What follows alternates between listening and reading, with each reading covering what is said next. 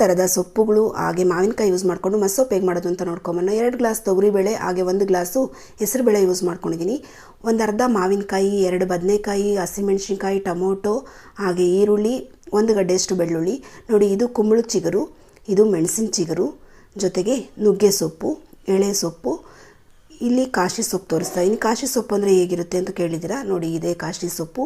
ಹಾಗೆ ಪಾಲಕು, ಮೆಂತ್ಯ ಸೊಪ್ಪನ್ನು ಕೂಡ ಕಟ್ ಮಾಡಿ ಎಲ್ಲನೂ ಕುಕ್ಕರ್ಗೆ ಹಾಕ್ಕೊಂಡಿದ್ದೀನಿ ತೊಳ್ಕೊಂಡು ಚೆನ್ನಾಗಿ.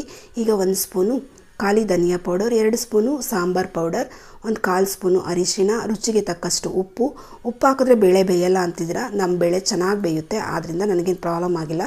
ಒಗ್ಗರಣೆ ಮಾಡಿರೋ ಪಾತ್ರೆಗೆ ಬೇಯಿಸ್ಕೊಂಡಿರೋಂಥ ಸೊಪ್ಪು ಬೇಳೆನ ಹಾಕ್ಕೊಂಡಿದ್ದೀನಿ. ನೋಡಿ, ಬೇಳೆ ಎಷ್ಟು ಚೆನ್ನಾಗಿ ಬೆಂದಿದೆ ಅಂತ.